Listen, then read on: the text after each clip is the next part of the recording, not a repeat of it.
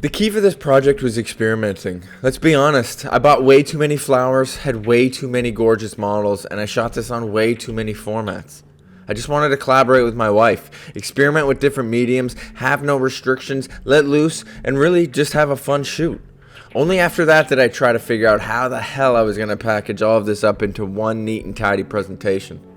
In this video, I'm going to break down exactly how I combine final retouched images with Polaroids, moving portraits, and 35mm film into one cohesive, interactive social media post. What's going on, guys? My name's Corey Vanderploeg at CoreyPhoto on Twitter and Instagram. Let's just jump right into it. Alright, so when we look at the finals, the first thing I had when I came into this project was just how can I make this feel like a seamless experience. I don't want to see any seams, especially when you're scrubbing in between the images, and how can I just pack full as much content as I can within these posts. So now when you come over here, I was kind of in a bind and how I could display all these. Do I do 100 posts? Do I spread these out? Do I do one cohesive post? I mean, there's something like 17 images here. I could be spread easily over the course of, say, 8 weeks. But then when you combine it with all of these Polaroids that I had, which are legit analog Polaroids that I just kind of put into a big chunk like this just for ease of viewing. And then when you have all of these film images, which are shot on 35mm, my wife was shooting and I was shooting, and even some of the models came in and just shot their own photos. How can I combine those? Because some of these are really cool, especially the aesthetic and the vibe of them, and ended up using a lot of these background images because, I mean, it's great ambiance. And then, aside from that, I have all of these moving portraits. All of these fantastic moving portraits that, again, I don't know what to do with. They're these separate posts. So I kind of came up with this idea on how to combine all of them into one simple post. That way I could spread it over the course of 3 posts and it'd be this cool interactive experience that looks completely different than most things on Instagram. So the first thing I came and started to do was create a layout. My first post, you can see, was actually very wide. I was thinking something like anamorphic or 16:9, something along those lines that would fit with the moving portraits. And the way you do this is actually quite simple. So I'll just start a new document, doesn't matter what it is. So again, like I wanted something, you know, that felt like this. This is actually pretty simple. So all I did was created a guide,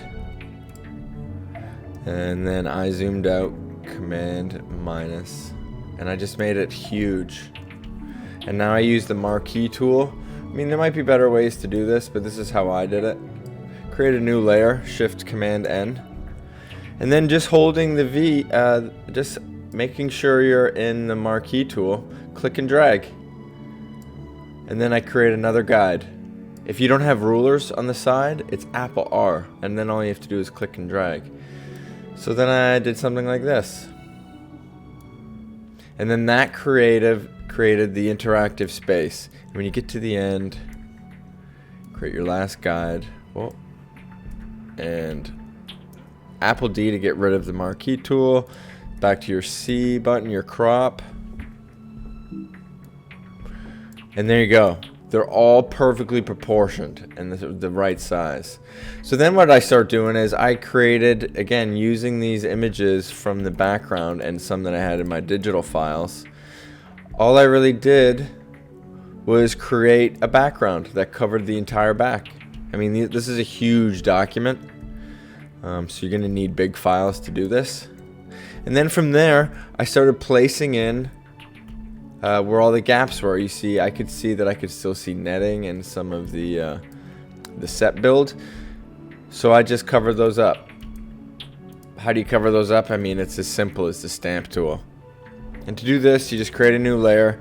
Use your clone stamp tool and be very broad, and I mean extremely broad. You don't have to even worry about anything. Just be as crude as possible and fill it in. And then I'll show you how to get rid of it later. So let's just say you did that everywhere. Now what you're going to do is turn your mask on, delete it. And then this is where you go in and you paint it very, very tight. Small brush. And then this is where you go in. Make sure you got a full opacity brush. And then this is where, again, you're just being very tight. And using care and painting it in the right way. And it's cool because once you do it all, it fills in quite nicely. And it's so busy, the background's so busy that you really don't have to be, that perfect. Flipping it on and off, you can see it's all gone.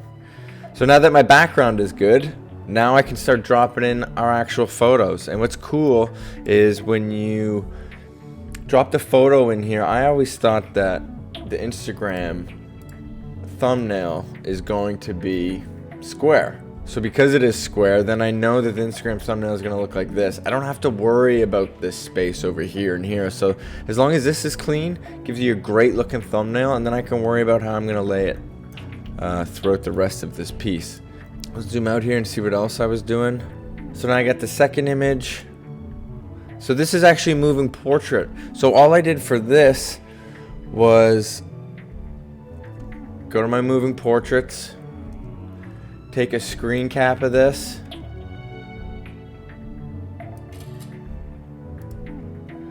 and then I took my screen cap, I placed it in here, and then in order to know that it was a screen cap and that it was a moving portrait, I just took a small brush tool. You got to make sure that this layer is rasterized or you won't be able to do that. Took a small brush tool, and I really just held shift down and clicked in 4 spots, and created a play. And then that way I always knew that it was a moving portrait, not an image. And we'll show you how to make those interact in just a little bit.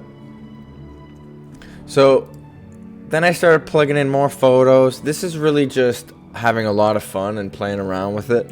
You can see I found use for my Polaroids now. Polaroids could be that in-between space where you're not really looking at a photo and you're going in between, but you have this nice little detail and this nice little piece of content in between. I just dropped those in between. They look great. And then I just kept plugging away with it. And now let me tell you one thing, it was definitely not this easy. I spent a lot of time, a lot of hours messing around, dropping them in, turning them around, different layouts, different sizes, different backgrounds. It was fun. It was really all about the experimenting. Let's see what else we got here. We got some more Polaroids. I created this as a group, so they would come in together.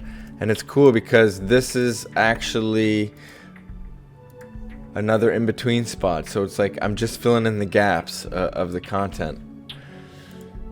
And then some more Polaroids. Finish it strong with a moving image, and there you go.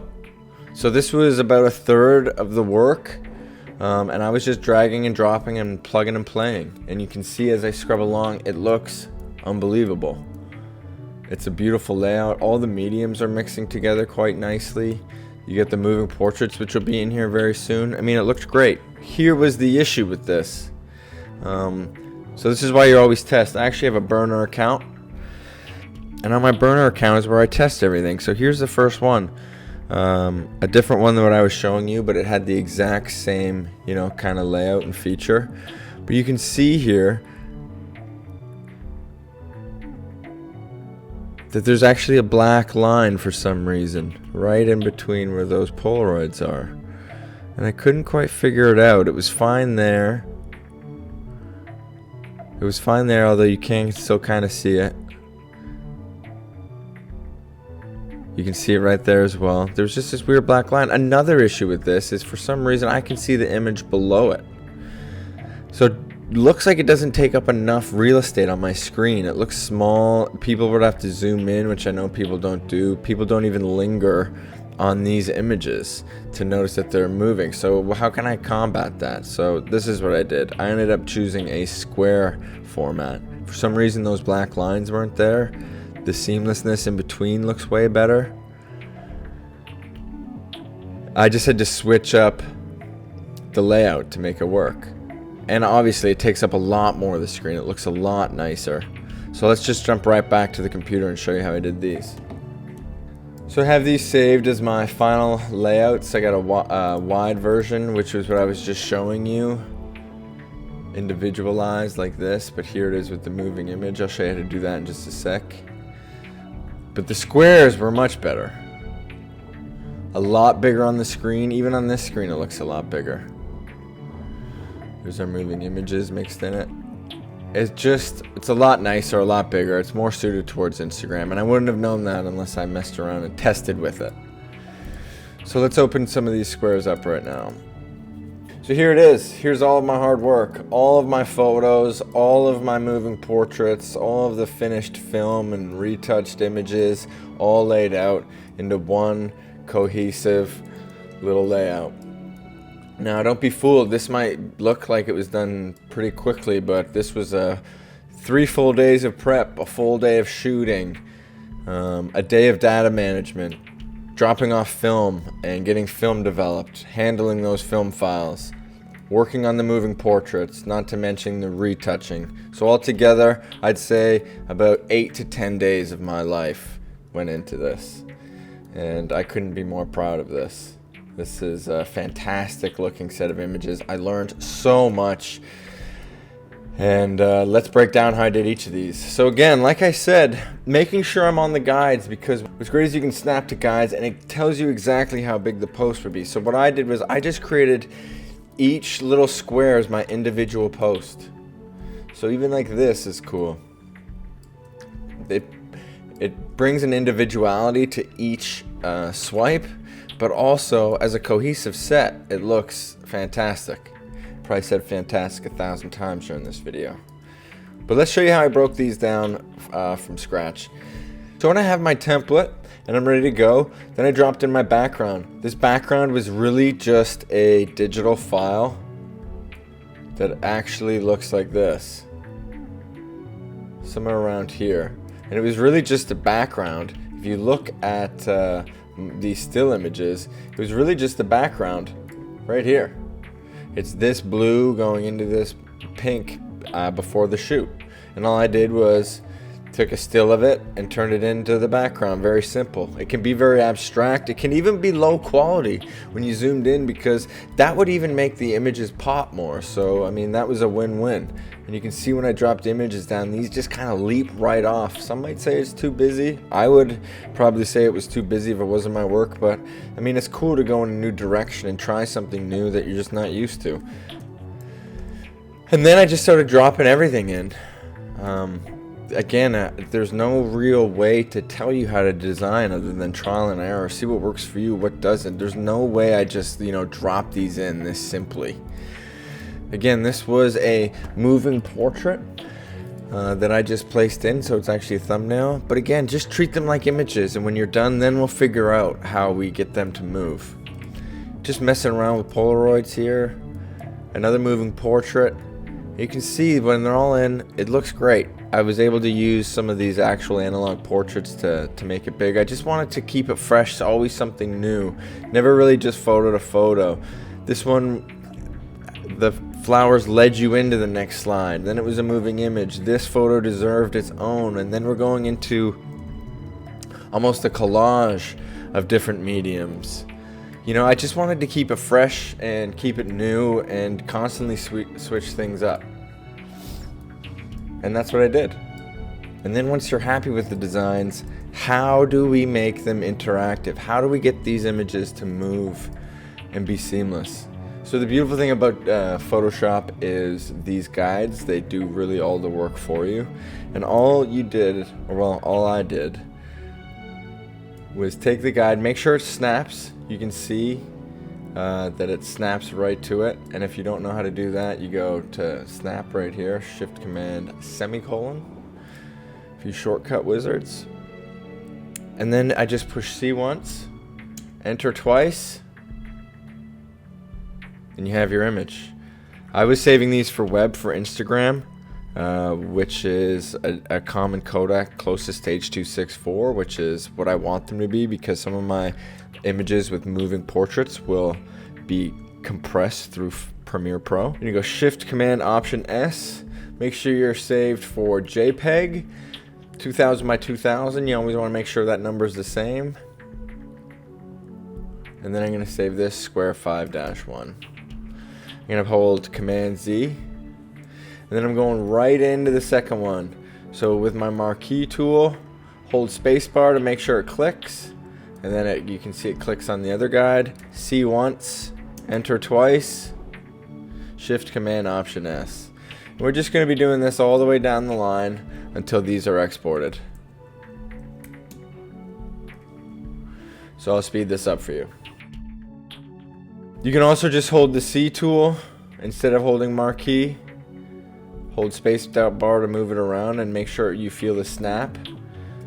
And then enter and back to saving.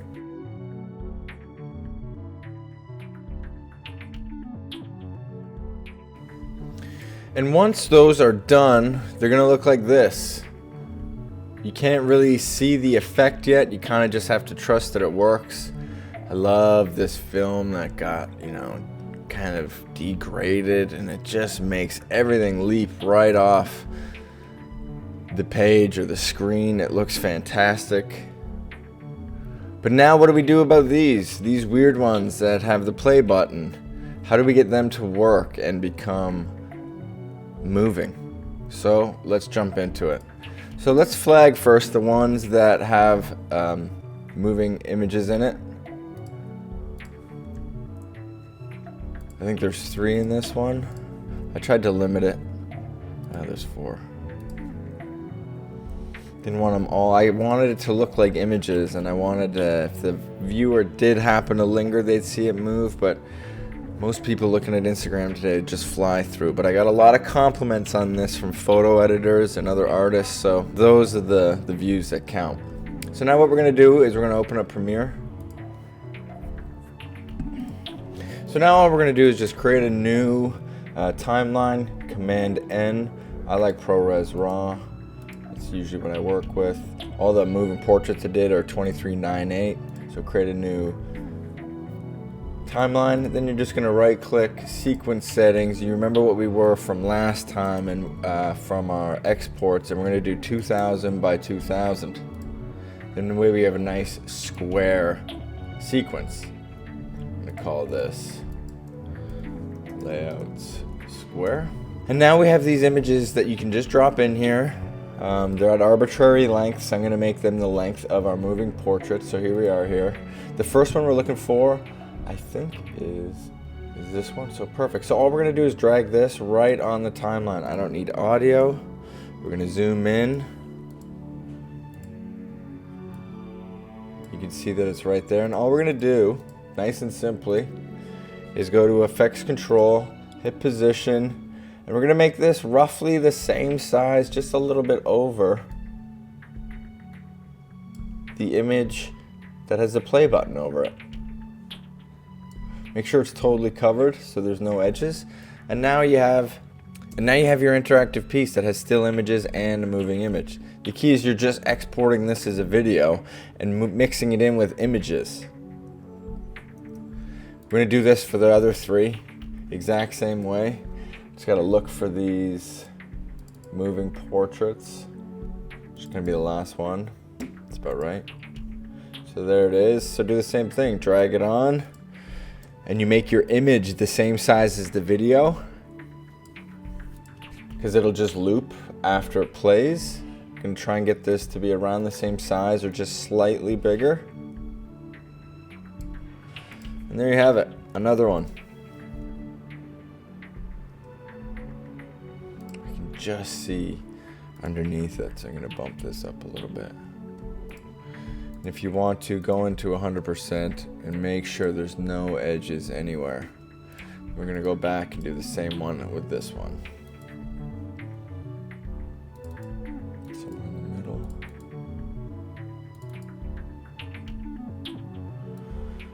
Drag this down. Looks like it's already the same size. You can tell I've done this before. And again, same thing. Position. Bring it in here. It shrinks down from the center, which is annoying. Make it slightly bigger. Cover it up. And there you go.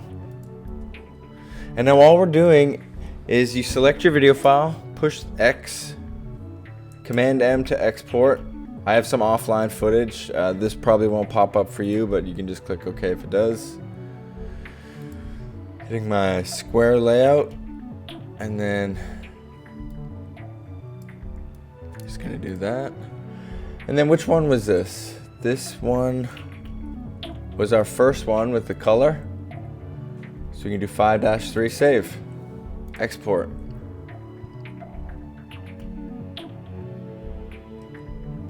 And you can see that it saved it perfectly right underneath it. No color shifts. Looks the exact same. Mint. We're gonna do this with this one too. So we'll see this one is what, square-5, X, Apple M, OK. Square layouts, -5, save, export. These don't take very long because they're not very big files. We'll do that for the rest. See, same thing. Very cool. 2 more. And then when you're done, you have something that just looks like this. And what you can do is you can actually delete these. I save them in another folder, but you can get rid of them in this folder. And then there you go, you have your layout. Now you can get them, there's a bunch of different ways you can get them to your phone. You can plug your phone in, you can AirDrop it, you can Dropbox it. But what you want to do now is get these onto your phone. So now that you can see these are all in here, and you can't really get the effect yet because it kind of crops in a little bit. It's actually pretty useless. So then what I got to do is come into Instagram. I got my burner account. Shout out to my no followers. And I'm just going to post these. Make sure you zoom out. Make sure you zoom out. It's nice and square. You got to make sure you start with the top one. Go, and then it's just nice in order all the way through. Next. So now you can see it's kind of looking good. You can't really do anything yet until it's fully posted. Call this test. Share. After it loads, we can see it looks fantastic. There's no seams here. There's nothing that would say that it's multiple images. It's got a beautiful layout, and I don't know, I just couldn't be happier with it. If you combine them with the other ones and just the scale of this project, I'm super happy. It's a great portfolio piece. Now I just got to figure out how to put it onto my website, which is its own different beast, but I feel like it'll be something similar to this. Yeah, couldn't be happier. Anyways, guys, this is something that has been close to me and what I've worked on for a long time. I'm happy to share it. You can see how this application can get used in multiple different ways and different ideas. Doesn't have to be a fashion shoot. It can be portraiture. It can be landscapes. I mean, the possibilities really are endless. I'm going to be messing around this for a long time to come. Thanks a lot, guys. If you like this video and want to learn any more, please check out the rest of my videos. Hit like and subscribe, whatever it is that people tell you to do at the end of these. The most important thing is just go out and shoot, and happy shooting. Cheers.